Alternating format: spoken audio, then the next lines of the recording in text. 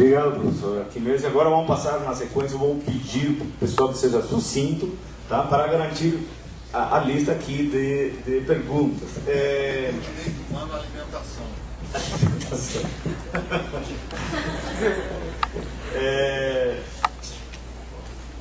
Luiz Eduardo. Então, minha pergunta é bem rápida. Porque é o seguinte, como o ministro Paulo falou, assim, dos políticos ali do PMDH3, que teve um ato contra ele lá na porta do Largo de São Francisco, quando se juntaram uns intelectualóides lá, tiveram que chamar até os transeuntes para tirar foto, para sair no jornal. E isso é um uso político. E essa agenda foi, essa política, essa linha de pensamento, foi uma linha de pensamento que veio aqui semana passada no debate eleitoral que a gente teve entre os representantes do partido. E eu ouvi do representante do PSDB que a política externa brasileira, eu sou aluno de Relações Internacionais, estava fazendo uma política de 2 pesos, 2 medidas, alisando Chaves, que era um ditador, e não reconhecendo o governo democrático de Honduras. E é exatamente o inverso. Eu queria saber, assim, qual a postura do senhor, como o senhor analisa a atuação da diplomacia brasileira, especialmente no caso de Honduras, porque a gente sabe que movimentos oposicionistas tiveram membros militantes assassinados e não foi divulgado, e existe uma pressão de alguns organismos internacionais para o reconhecimento do novo presidente, do Porfírio Lobo, e eu queria saber a posição do senhor em relação a esse caso de Honduras. Obrigado. Obrigado. Na sequência, o Gabriel Palafox. De novo, vou solicitar a todos os que vão fazer pergunta, né, fazer um esforço de fazer a síntese para garantir todo mundo e também bom. Bem, bom dia a todos e todas. Eu queria fazer a seguinte declaração. Na nossa formação, na formação universitária, vem acontecendo uma coisa que eu vou chamar de sincretismo científico. O sincretismo científico, em breves palavras, não é mais do que uma formação profissional ausente profundamente de uma abordagem crítica da realidade. Nós estamos vivendo na universidade uma série de coisas, não somente as questões políticas, tem questões ideológicas acontecendo aqui. Nós estamos formando, em termos gerais, alunos profundamente despolitizados, alunos que não conhecem a história do seu país, alunos que seguem à risca o discurso oficial. E é nesse sentido, Paulo, que eu queria fazer um convite e me coloco à disposição. O que vocês estão fazendo tem que sair dos porões onde está escondida a história do Brasil e tem a obrigação de se tornar discurso oficial. Porque tudo que vocês colocaram aqui, quando fala do Duque de Caxias, eu lembro muito bem, com muito orgulho, você me emocionou muito, quando você teve a coragem de dizer aqui qual foi o papel de Rondon Pacheco na época da ditadura militar.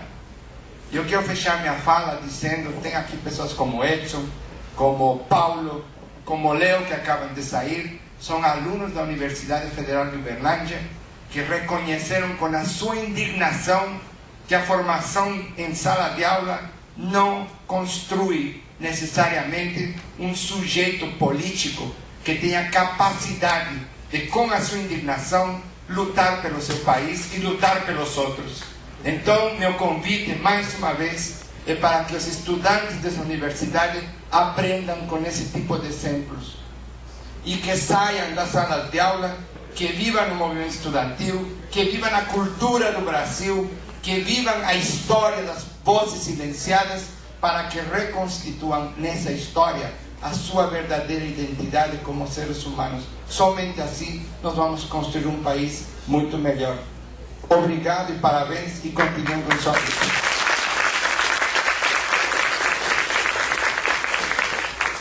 Na sequência, a Fátima.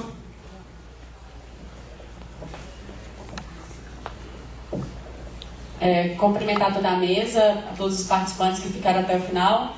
Eu quero ressaltar aqui a importância que teve o governo Lula na atual conjuntura dos movimentos sociais, que é o debate, o diálogo através das conferências, poder ouvir os diversos setores do segmento social.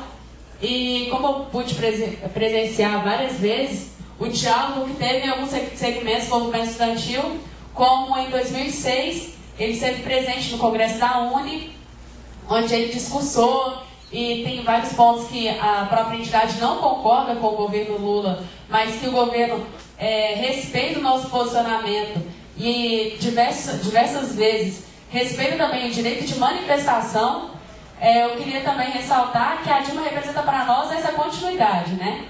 Acho que vocês concordam comigo que a permanência desse diálogo, a permanência desse respeito, ele deve ser efetivado, inclusive nos segmentos da comunidade, como acontece aqui na universidade, que a gente já não encontra esse diálogo tão próximo, que a gente tem um governo progressista, que a gente tem um governo que nos assiste, que ouve os segmentos de movimento social, mas aqui na universidade a gente encontra uma oposição a essa postura.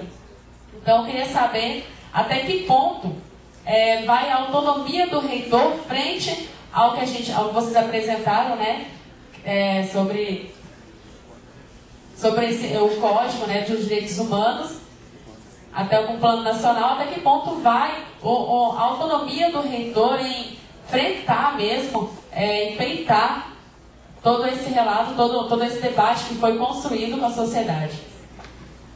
Obrigado. Na sequência, Kael, né? Kael.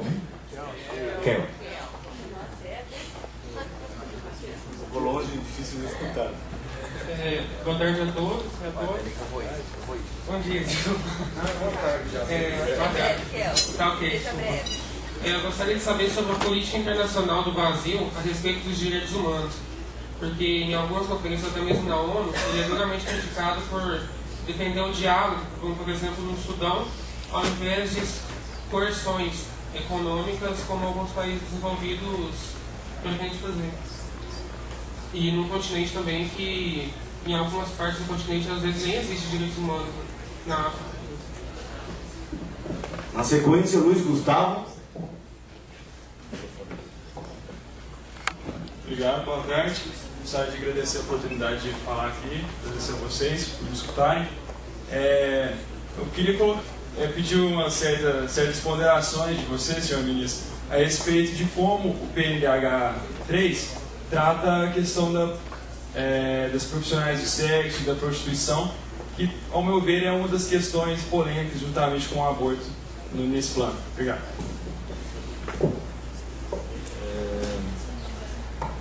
Denise? Eu não tenho mal aqui. Denise? Isso? Denise. Denise, boa tarde para todo mundo. Eu sou estudante do curso de História aqui da UFO. Eu estou entre os 11 estudantes que estão sendo processados pela Justiça Federal. E eu queria agradecer todas as falas anteriores de apoio, assim, logo que esse processo começou a se desenrolar, dificilmente a gente contava com essas falas, e eu fico muito feliz de ver isso. Agradeço também a disposição do ministro em nos ajudar.